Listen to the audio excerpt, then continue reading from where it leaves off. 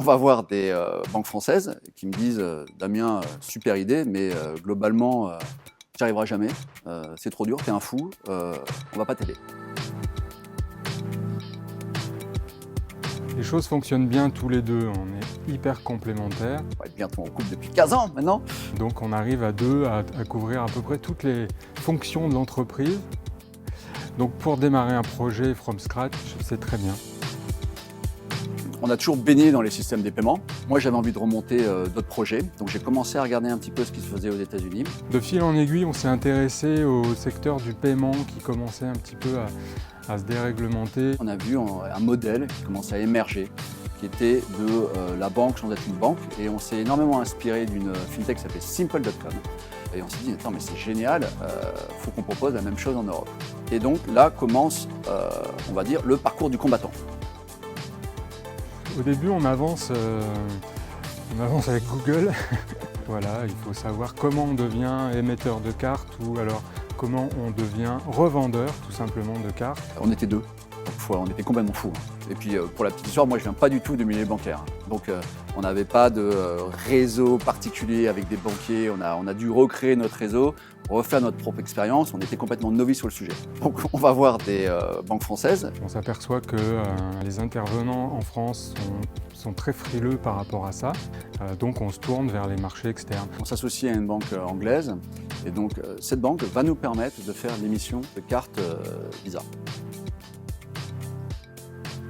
Cette première version d'Elitam, on la lance essentiellement sur un segment orienté sur l'argent de poche pour les enfants. Chaque parent qui a un enfant qui arrive vers les 8-9 ans est confronté au papa, maman, je voudrais votre carte bancaire pour acheter sur iTunes, pour acheter sur Amazon, etc., etc. On avait fait une petite étude de marché, on s'est aperçu que le marché d'argent de poche en France est des 3,5 milliards et essentiellement distribué en argent liquide. Le hasard a fait qu'une journaliste du Parisien l'utilisait pour elle, donc on a eu un été qui a un peu buzzé. Ils ont fait des articles, des super articles, qui nous a permis d'acquérir nos premiers clients. Avec la médiatisation, notre système a été petit à petit détourné par les parents. Et là, on s'aperçoit qu'on reçoit de plus en plus de demandes d'auto-entrepreneurs, de professionnels qui nous demandent j'aimerais bien utiliser votre solution Anytime, est-ce que vous pouvez me l'ouvrir? On a voulu montrer qu'on ne vendait plus à une catégorie de gens, mais on vendait à une posture, en fait, à un état d'esprit. On regarde le nombre d'indépendants en UK, avec l'ubérisation de la société, on s'aperçoit qu'on passe de 200 000 à quasiment 4,5 millions. Notre vision aujourd'hui, c'est de dire le monde évolue.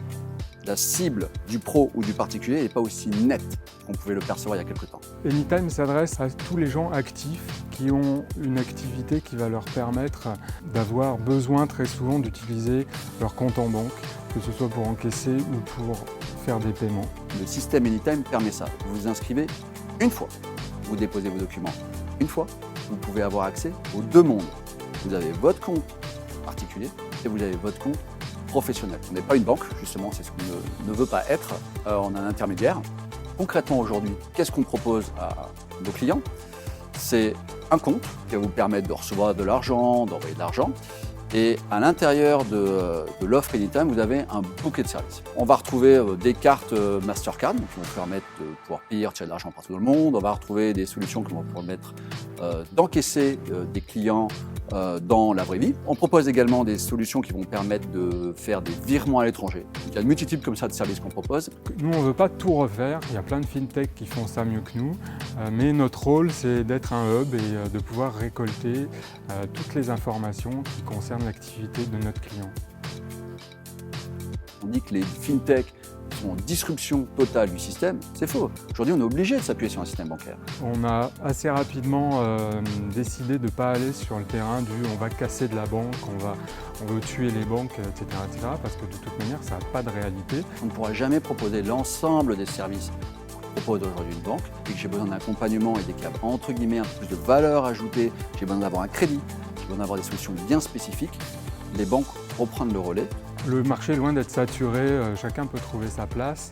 Il faut se débattre pour gagner des clients, mais pas pour tuer des concurrents. On a pu construire tout ce modèle-là grâce à une complémentarité avec des acteurs bancaires qui nous font confiance.